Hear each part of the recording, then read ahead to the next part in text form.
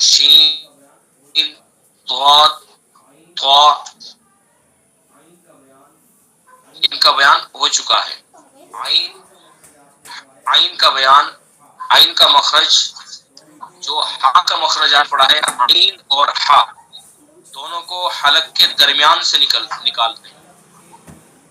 میں نے آپ کو بتایا تھا کہ حلق کے 3 حصے کیے گئے ہیں۔ یہ 6 حروف ہیں۔ ایک تو ہے عین ہا، غین خا، حمزہ ہا، 6 حروف یہ حلق سے نکلتے ہیں۔ بس حلق کی جو جگہ ہے اس کو تقسیم کیا گیا ہے۔ اس کو اگر ہم سمجھ جائیں تو یہ حروف ہماری سمجھ میں آ جائیں گے۔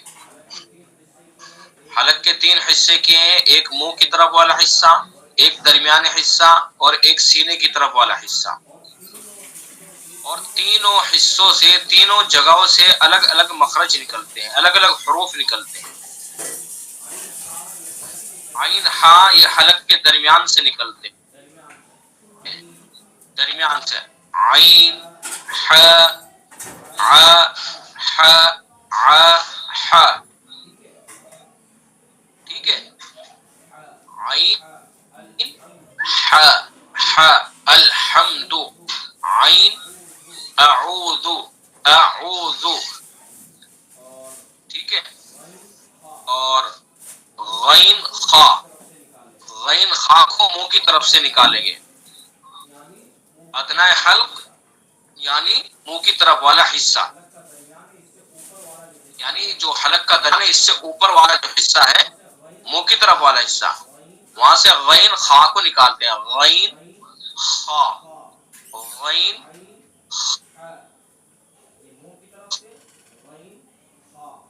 خا،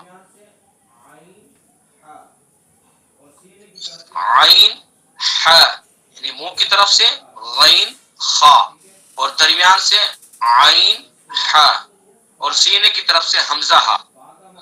ان کا بیان آگے آ رہا ہے، ٹھیک ہے۔ اور اس کے بعد فا، فا کا مخرج کیا ہے؟ فا کا مخرج ثنا علیہ کا کنارہ اور نیچے کے ہونٹ کا تری والا حصہ۔ ثنا علیہ جو اوپر والے ثنا علیہ، تو ثنا علیہ کا جو کنارہ ہے، کنارے میں نے آپ کو سمجھائے تھے کہ یہ کنارے، یہ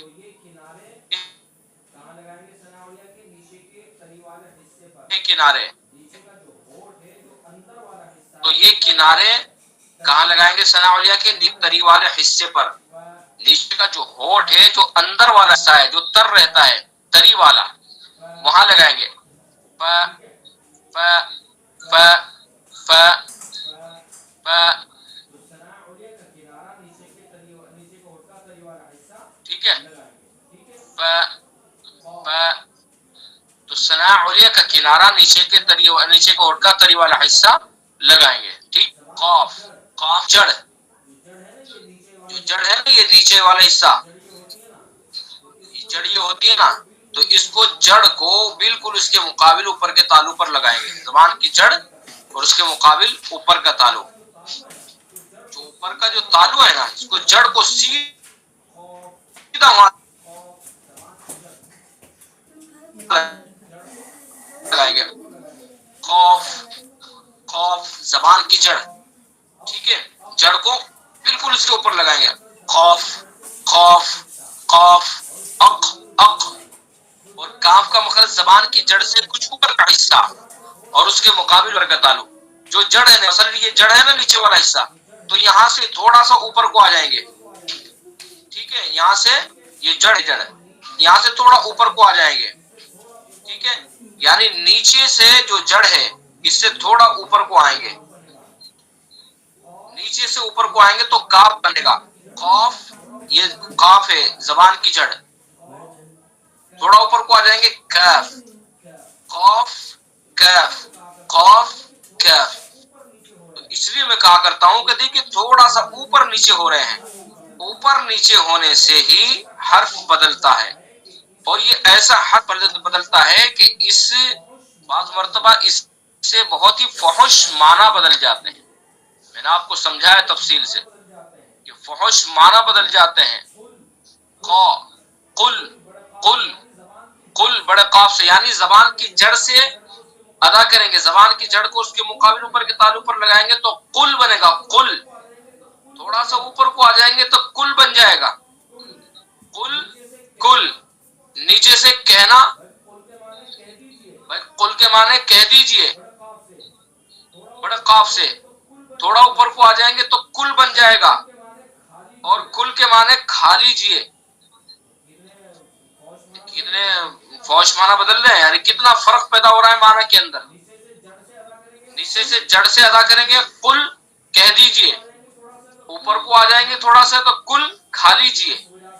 تو اس وجہ سے بہت ہی دھیان سے اور توجہ سے ان کے حروف کی ادائیگی کرنے کی ضرورت ہے. تو قاف کا مخرج زبان کی جڑ اور اس کے مقابل اوپر کا تالو، اور کاف کا مخرج زبان کی جڑ سے کچھ اوپر کا حصہ اور اس کے مقابل اوپر کا تالو. قاف کاف. ٹھیک ہے، تو یہاں تک ہم سبق پڑھ چکے ہیں. اب آگے جو سبق ہے اس کو کتاب کے اندر پڑھتے ہیں. ٹھیک ہے، باقی کے جو حروف بچے ہیں، جو مخرج بچے ہیں، ان کو پورا کر لیتے ہیں. لام. لام کا مخرج زبان کا کنارہ ایک زاحک سے لے کر دوسرے زاحک تک اور اوپر کے دانتوں کے مسوڑے، یہ لام ہے. زبان کا جو کنارہ میں نے آپ کو جو سمجھایا، زبان کے کنارے کو کہاں لگائیں گے؟ زاحک. زواحک جو داڑے ہیں، ایک زاحک سے دوسرے زاحک تک، یعنی اس کو گھمائیں گے ایک زاحک سے دوسرے زاحک تک اور اوپر کے دانتوں کے مسوڑے. ٹھیک ہے. لام لام لام لام. کنارہ صرف زبان کا کنارہ لگے گا. ٹھیک ہے، زبان کا صرف کنارہ لگے گا. اور کہاں لگے گا؟ یہ ایک زاحک سے دوسرے زاحک تک اوپر کے دانتوں کے مسوڑوں پر. لام لام لام. ٹھیک ہے، جب ہم صحیح مخرج سے ادا کریں گے، جس جس حصے کو جہاں جہاں لگانا ہے وہاں لگائیں گے اور ادا کریں گے تو حرف صحیح ادا ہوگا اور حرف کے اندر خوبصورتی پیدا ہوگی. ٹھیک ہے. لام لام لام لام زبان کا کنارہ. اور اس کے بعد ہے میم، دونوں ہونٹوں کی خشکی کا حصہ، جو باہر والا حصہ ہے. میم ما. دونوں ہونٹوں کی تری والا حصہ، اندر والا حصہ، اس سے کون سا حرف ادا ہوتا ہے؟ با. اور باہر نکل کر کے کس کو ادا کریں گے؟ میم کو. ما. میم با. اب ام. اب ام. ٹھیک ہے، تو یہ بھی صرف اندر باہر کا مسئلہ ہے، یعنی تر والے حصے سے، دونوں ہونٹوں کے تر والے حصے سے با کو ادا کریں گے اور دونوں ہونٹوں کے خشکی کے حصے سے میم کو ادا کریں گے. دونوں حرف کو، دونوں حروف کو کہاں سے ادا کرنا ہے؟ دونوں ہونٹوں سے ادا کرنا ہے. فرق کیا ہے؟ با کو اندر والے حصے سے، یعنی جو تر حصہ ہے ہونٹوں کا، وہاں سے ادا کریں گے، اور میم کو باہر والے حصے سے ادا کریں گے جو خشک رہتا ہے، سوکھا. ٹھیک ہے، تو اس لیے اصول التجوید حصہ دوم کے اندر آپ پڑھیں گے، اور جو جنہوں نے پڑھا ہے ان کو معلوم ہے کہ میم کو چونکہ باہر والے حصے سے ادا کرتے ہیں، اس کو بری کہتے ہیں، وہاں جو ان کے نام بیان کیے گئے ہیں. اور با جو تر والے حصے سے ادا ہوتا ہے، اس لیے اس کو باہی کہتے ہیں. ٹھیک ہے، یہاں تو آپ صرف مخرج سمجھ لیں ان کا اور مخرج جان لیں، باقی ان کے نام وغیرہ وہ اصول التجوید دوم کے اندر پڑھیں گے آپ. تو دونوں ہونٹوں کی خشکی کا حصہ، اس سے میم ادا ہوتا ہے. نون. زبان کا کنارہ ایک ناب سے لے کر دوسرے ناب تک اور اوپر کے دانتوں کے مسوڑے. جس طرح سے ہم نے لام کو ادا کیا ہے، اسی طرح سے ہمیں نون کو ادا کرنا ہے. فرق کیا ہے؟ لام کے اندر بھی زبان کا کنارہ لگے گا، نون کے اندر بھی زبان کا کنارہ لگے گا. لام کے اندر کنارہ زبان کا کہاں لگنا ہے؟ زاحک پر. زاحک سے لے کر دوسرے زاحک تک اوپر کے دانتوں کے مسوڑے. اور نون کو ادا کرنے کے لیے زبان کے کنارے کو انیاب پر لگانا ہے، ایک ناب سے دوسرے ناب تک اور اوپر کے دانتوں کے مسوڑے. زواحق اور یہ انیاب ایک ہی جگہ ہیں، برابر برابر ہیں. انیاب کے برابر میں زواحق، زواحق کے برابر میں انیاب. انیاب دانت ہیں، زواحق ڈاڑے ہیں. ٹھیک ہے، تو زبان کا کنارہ ایک ناب سے دوسرے ناب تک اوپر کے دانتوں کے مسوڑے نون ادا ہوگا. اور اس سے تھوڑا سا آگے کو چل کر کے زواحق پر جائیں گے تو وہاں سے لام ادا ہوگا. نون نون نون لام. ایک زاحق سے دوسرے زاحق تک لام، اوپر کے دانتوں کے مسوڑے. ایک ناب سے لے کر دوسرے ناب تک اور اوپر کے دانتوں کے مسوڑے، اس سے نون. ٹھیک ہے، تھوڑا تھوڑا سا فرق ہے. اسی وجہ سے جو اصول التجوید حصہ دوم کے اندر آپ پڑھیں گے، وہاں جو یہ جزوی اختلاف ہے، جو یہ مخارج ان کے اندر اختلاف ہے قاریوں کا 14-17. اس لیے آپ نے یہاں پڑھا کہ صحیح قول کے موافق 17 مخرج ہے. وہ اسی لیے پڑھا کہ اس کے اندر ایک قول 14 بھی ہے، قول 16 بھی ہے. ٹھیک ہے، تو جو 14 والا جو قول ہے امام فرہ کا، انہوں نے نون اور لام کا مخرج ایک ہی رکھا ہے. یہ بتانا چاہ رہا ہوں میں، اس وجہ سے کہ تھوڑا تھوڑا سا فرق ہے. لیکن جن کا مذہب ہم نے پڑھا ہے خلیل ابن احمد کا، انہوں نے ان کے مخرج کو الگ الگ ہی بیان کیا ہے. تھوڑا تھوڑا سا فرق ہے لیکن ہے فرق، تو اس وجہ سے الگ الگ بیان کیا ہے. تو زبان کا کنارہ تو واو متحرک واولین کا مخرج دونوں ہونٹ جبکہ پورے نہ ملے. ایک ہے واو متحرک، ایک ہے واولین اور ایک ہے واو مدہ. واو متحرک واولین ان کا مخرج دونوں کا ایک ہے اور واو مدہ کا مخرج الگ ہے. ٹھیک ہے، تو واو متحرک اور واولین کا مخرج دونوں ہونٹ جبکہ پورے نہ ملے. واو کو بھی کہاں سے ادا کرنا ہے؟ دونوں ہونٹ سے ہی ادا کرنا ہے. ٹھیک ہے، لیکن دونوں ہونٹوں کو پورا نہیں ملانا ہے. اگر دونوں ہونٹ پورے مل گئے، اگر خشکی والے ملے تو میم ادا ہوگا، اگر تر والے ملے تو با ادا ہوگا. ٹھیک ہے، اب دیکھیے یہ ہونٹ سے ادا ہونے والے کتنے حروف ہو گئے؟ 4 حروف ہو گئے ہونٹ سے ادا ہونے والے. با، میم، واو، فا. فا بھی ہونٹ سے ہی ادا ہوتا ہے، اگرچہ ایک ہونٹ سے ادا ہوتا ہے، یعنی ثناء کا کنارہ نیچے کے ہونٹ کا تری والا حصہ، لیکن ہونٹ سے ہی ادا ہوتا ہے. اور میم یہ بھی ہونٹ سے ادا ہوتا ہے، اور با یہ بھی ہونٹ سے ادا ہوتا ہے. واو متحرک یہ بھی ہونٹ سے ادا ہوتا ہے. بات سمجھ میں آ گئی؟ تو دونوں ہونٹ جبکہ پورے نہ ملے، واو واو او یہ واولین ہو گیا او، اور والناس یہ واو متحرک ہو گیا. ٹھیک ہے، والارض واو متحرک ہو گیا. تو دونوں ہونٹوں سے ادا ہوگا لیکن دونوں ہونٹ پورے نہیں ملائیں گے، بس گول کریں گے.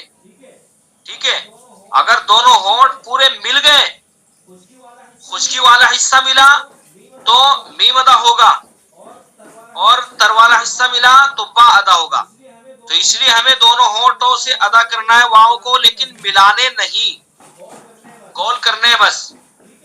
ٹھیک ہے، واو مدہ جوف دہن یعنی منہ کا خلا. واو مدہ واو کہلاتا ہے کہ جو ساکن اور اس سے پہلے پیش ہو. جوعن جوعن ایسا واو جو ساکن اور اس سے پہلے پیش ہو تو واو مدہ کہلاتا ہے. اس کا مخرج ہے جوف دہن یعنی منہ کا خلا، جو الف کا مخرج ہے. اسی طرح سے یا مدہ آگے آ رہا ہے، یا مدہ کا بھی مخرج جوف دہن یعنی منہ کا خلا. ٹھیک ہے، چلیے جب یا مدہ کا آگے آئے گا تو اس کے ساتھ پھر اس کو میں سمجھاؤں گا اور اچھی طرح سے. آگے حمزہ ہا، اقصائے حلق یعنی حلق کا آخری سینے کی طرف والا حصہ. دیکھیں میں نے سمجھایا تھا ابھی پہلے بھی سمجھا چکا ہوں اور ابھی بھی کہ حلق کے 3 حصے ہیں. ایک حصہ منہ کی طرف والا ہوا، ایک حصہ درمیانی ہوا اور ایک حصہ سینے کی طرف والا ہوا. تو تینوں جگہ سے الگ الگ حروف ادا ہوتے ہیں. منہ کی طرف والا حصہ غین خا ادا ہوتے ہیں، درمیانی حصہ اس سے عین ہا ادا ہوتے ہیں اور سینے کی طرف والا حصہ اس سے حمزہ ہا ادا ہوتے ہیں. ٹھیک ہے. ا ا ا ہ ا ہ ا ہ. ٹھیک ہے. ا ہ ا ہ حمزہ ہا حلق سے ادا کریں گے لیکن سینے کی طرف والے حصے سے ادا کریں گے. بات سمجھ میں آ گئی؟ یا متحرک و لین، یا متحرک اور لین. اسی طرح سے یا متحرک اور لین جس یا کے اوپر حرکت ہوگی وہ یا متحرک کہلائے گا اور یا ساکن سے پہلے زبر ہوگا تو یا لین کہلائے گا. تو یا لین اور یا متحرک کا مخرج زبان کا بیچ اور اس کے مقابل اوپر کا تعلق. اب یہ 3 حرف ہو گئے، جیم شین یا متحرک. جیم شین یا غیر مدہ اس کو کہیں گے چونکہ یا مدہ کا الگ ہے. ٹھیک ہے. جہاں سے جیم شین ادا ہوگا وہیں سے یا متحرک اور یا لین ادا ہوگا. ٹھیک ہے. یا زبان کا بیچ اور اس کے مقابل اوپر کا تعلق. ایھا الناس، یا ایو زبان کا بیچ اور اس کے مقابل اوپر کا تعلق. ٹھیک ہے. یا لین ہو گیا. حمزہ یا زبر تو یا متحرک اور یا لین زبان کا بیچ اور اس کے مقابل اوپر کا تعلق. یا مدہ جوف دہن یعنی منہ کا خلا. اب دیکھیے یہ حروف مدہ 3 ہے، الف، یا مدہ، واو مدہ. الف سے پہلے ہمیشہ زبر ہوتا ہے وہ مدہ ہی ہوتا ہے اور یا ساکن سے پہلے زیر ہو تو یا مدہ کہلائے گا. واو ساکن سے پہلے پیش ہو تو واو مدہ کہلائے گا. ان کو حروف مدہ کہتے ہیں اور حروف مدہ کا مخرج ہے جوف دہن یعنی منہ کا خلا. ٹھیک ہے. یہ تینوں حروف ایک ہی جگہ سے ادا ہوتے ہیں، مخرج ان کا ایک ہے لیکن تھوڑا تھوڑا سا فرق ہے. اصول التجوید حصہ دوم کے اندر آپ پڑھیں گے اس فرق کو، لیکن میں بھی بتلا دیتا ہوں آپ کو کہ الف جوف دہن یعنی منہ کا خلا حلق کے خالی حصے سے ادا ہوگا. منہ کا خلا جو ہے نا جو خالی حصے سے ادا ہوگا حلق کے خالی حصے سے، حلق کے خالی حصے سے. اور یا مدہ منہ کے خالی حصے سے ادا ہوگا. یا وہ منہ کے خالی حصے سے اور واو مدہ ہونٹوں کے خالی حصے سے عین. ٹھیک ہے. یہ حروف مدہ کہلاتے ہیں. حروف مدہ کا مخرج ایک ہی جوف دہن یعنی منہ کا خلا. ٹھیک ہے. تو یہ مخارج کا بیان مکمل ہو چکا ہے. انشاءاللہ اب اس کو اگلی کلاس کے اندر شروع سے آخر تک پھر سے آپ کو میں سمجھا دوں گا. ان کے اوپر آپ کو محنت کرنی ہے، ان کی مشق کرنی ہے. مشق ان کی جائے گی تو یہ حروف آسانی سے ادا ہوں گے. مشق بہت ضروری ہے. ٹھیک ہے. مخرج یاد ہونے کے ساتھ ساتھ ان کی مشق ضروری ہے، تبھی ان کی صحیح ادائیگی ہو پائے گی. اور مشق جو ہے پڑھنے سے پڑھتے رہیں. جب بھی ہم قرآن پاک کی تلاوت کریں ہر حرف کو اس کے مخرج سے ادا کریں، اس کے مخرج سے ادا کرنے کی پوری کوشش کریں. عین ہے تو اس کو حلق کے درمیان سے ادا کریں، ہا کو حلق کے درمیان سے ادا کریں، قاف ہے اس کے مخرج سے ادا کریں، جیم ہے اس کے مخرج سے ادا کریں. یعنی